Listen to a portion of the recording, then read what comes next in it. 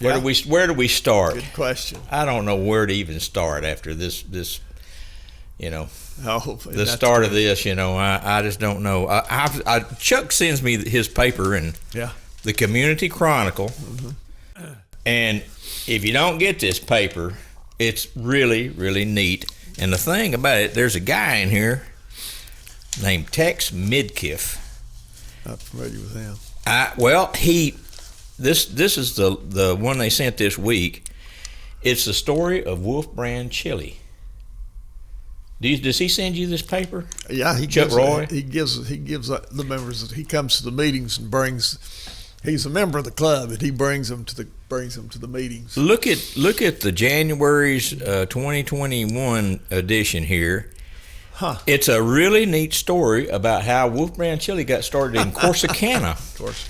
During oil, right at the previous end of the oil era there, and then they were drilling for water. Apparently, when I was looking in here, and they hit oil, and then the oil boom took off, and apparently Wolf Brand chili's been around since 1895. Huh.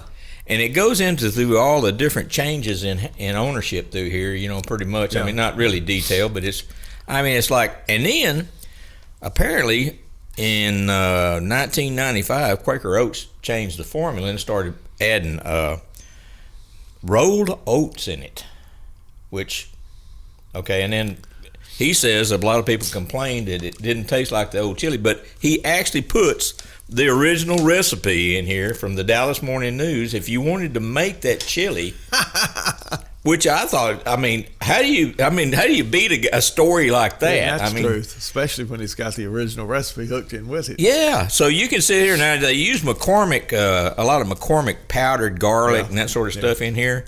I'm sure you could probably just use any other kind of brand garlic, but I just thought that is just about as neat a story as I've ever seen in a paper, and this is a local paper, Chuck Roy. Yanis, Texas. Yanis, Texas. If you're tired of watching the TV and reading the junk that you see nowadays, and people won't tell you what to think and all that, these people here, you can read this, and they're not judgmental. They just try to... Yeah.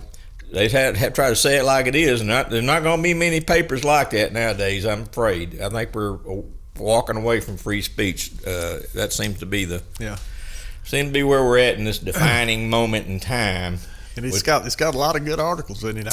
And Bobby, my wife, she reads it cover to cover. She likes it. So. Well, like vehicle title restoration. How many people know that? And I get an update of when that's supposed to happen, but you're going to have to start doing that in April. If you hadn't been doing that, if you hadn't been going down there in April, that's the end of the waiver. Yeah.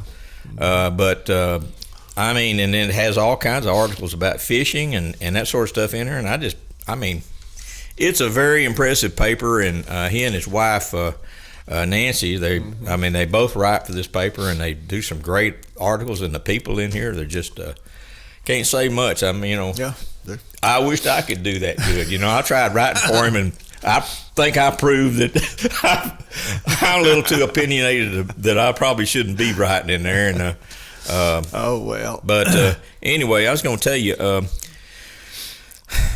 We talked about the masks and all that.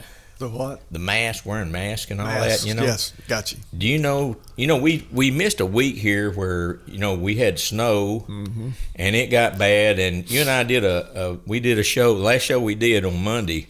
That Wednesday, I went to a local supermarket, a discount supermarket downtown, and I come as close to getting in a fist fight as I have since high school with a guy that come right up to me without wearing a mask. And I asked him, I said, "Fella, would you mind just standing back?" And I explained to him, I said, "We just lost our mother-in-law last month, got a friend of ours in the hospital right now that's kind of eventually probably going to die.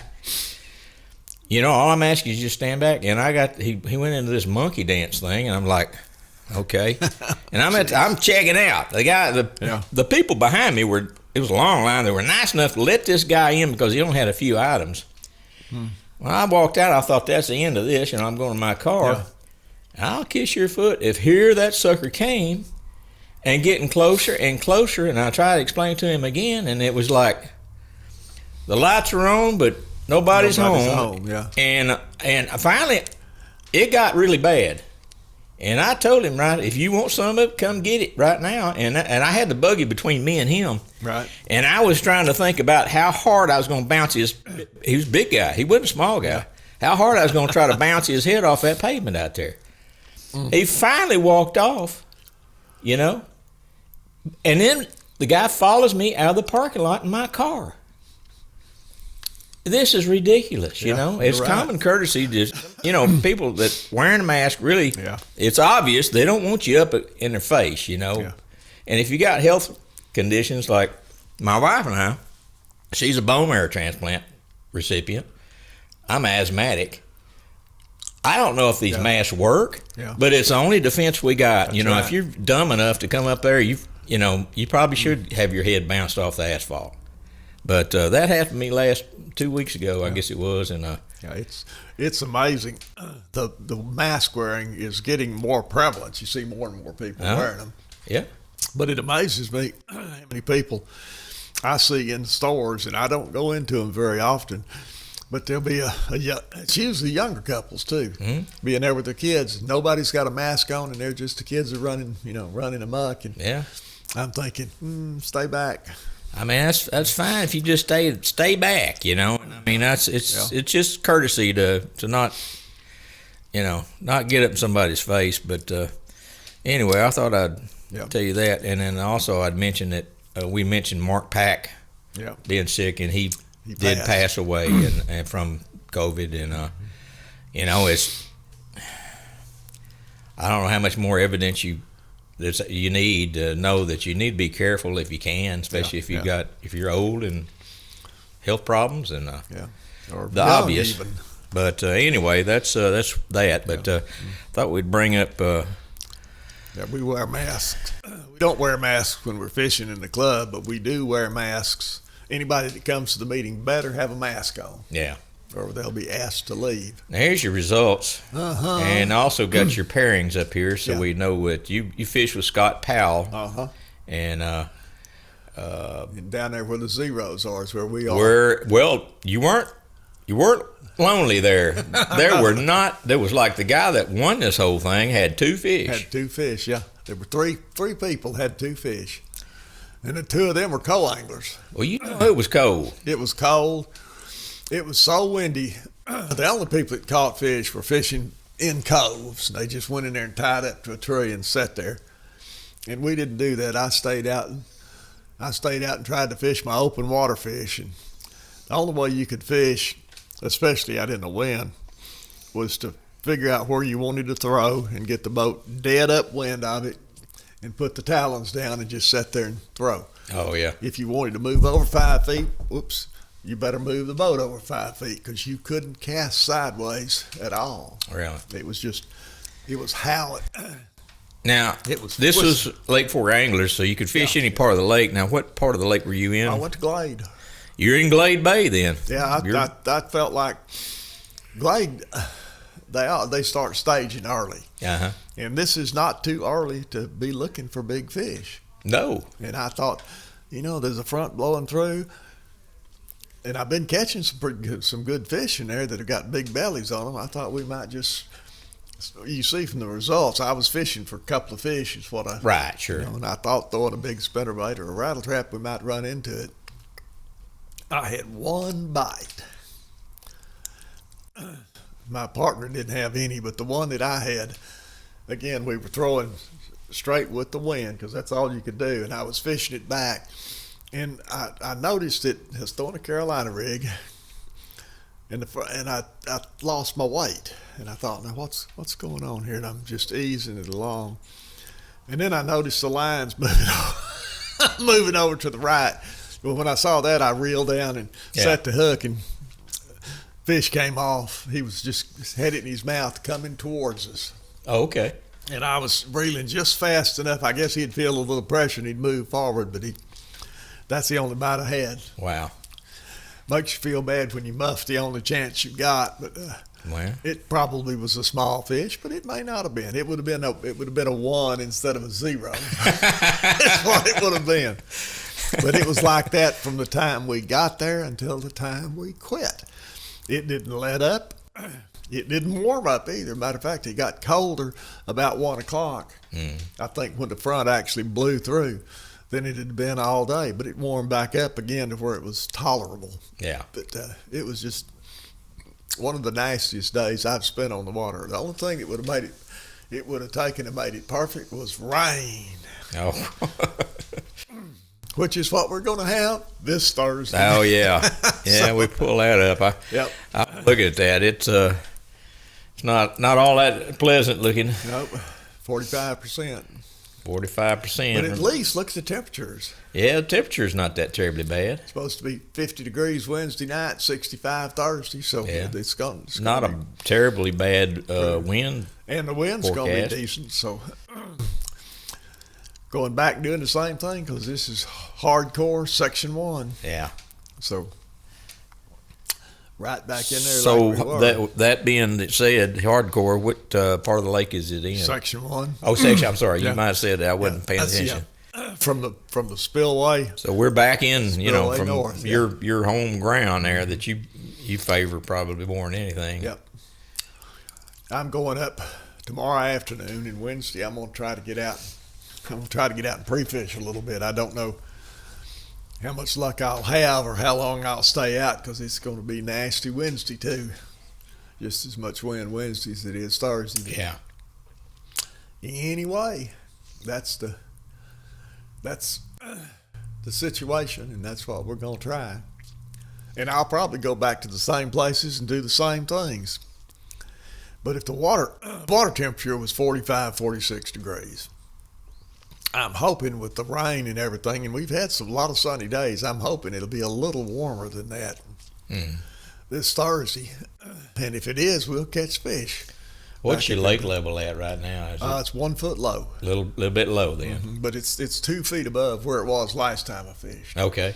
It's a lot. You've gotten some rain up in there and runoff. But it didn't muddy the water up, which I just assumed it muddied the water up because that fishing shallow, the not having the visibility helps. Plus the muddy water warms up faster than clear water and yada yada yada yada yada. But I'd throw that spinnerbait out there and have it. Once it got within 10 feet of the boat, even though I was running it slow, I could still see the thing. It was that clear. So anyway, we'll get out there and try her again. Now, if we don't do anything by about noon, I will quit beating on that horse. I will go in a cove and see if I can't catch some fish. Because I told my partner last week about 9, I said, there ain't no point in getting worried till 10 or 11 o'clock. That's when we're going to catch fish. The earliest you get a bite on these conditions is 9:30. Well, 9:30 is when I got that bite. Oh, really? It really was. Dang. Anyway, so you got to just kind of hang in there and stay with it and keep cranking. What I was looking at, and also in the paper, they listed the Lake Fork Anglers Bass Club's the Angler of the Year. That's us, yeah. And they listed some, and I was just noticing, it looks like Dennis Bobinas, he won the Boater of the Year. Right. And Randy Bunch was second, and Jack White third, and co-anglers John Barrich. And then here is the LFA one-day championship. You won that. Yeah, we got a championship there at the end of the year. Now, was Ken Cabalas, was he your partner that day, or did he win? Ken was he was my partner. Okay, he was your partner that day. So, so that's kind of a nice thing that they put in the paper as well this time. I don't know if they do that all the time or not. Yeah, he puts results in there every month. Oh, okay. Yeah. All right. I guess I'd pay more attention then. Anywho, got any Sportsman's Association stuff? No, we had our meeting last month and voted for the board of directors, and excuse me. And then once we got the board of directors, they got together and we decided we were going to have Bruce Allen's going to be the president for next year. Oh, okay. Our current the gentleman that was our current president is in the hospital with COVID. Oh, no. And some other problems, and he just was unable to function. So, okay. So we asked around, we discussed it around, and nobody was really too enthused about being president. Well, no, I can understand that. Bruce likes stuff like that, so we put Bruce on. Well, good. Well, I'm glad he was Bruce available. And anyway. he's real conscientious. Well, he's a good fella, and he's active in the club too. So that's a good thing. So, by the way, BassTournamentFinder.com. There's not much in January at all. I mean, I kind of looked in here, and if unless you know of something that's not listed in here, Bob, that as far as today's the 18th. Yeah, I got media bass. Yeah, I got media locate. I got media on. I spent a couple of days adding stuff, so there's not much in January. That is true. Yeah. For fork, there's not anything. I don't guess. Is it correct that you're aware of? I don't think there is. Because I'm not seeing anything on here.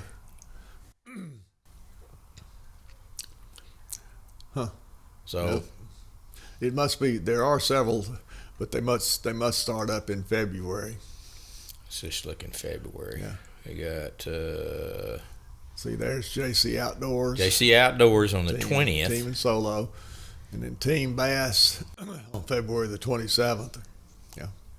Now, March, and then I don't have it listed yet, but in March you've got the.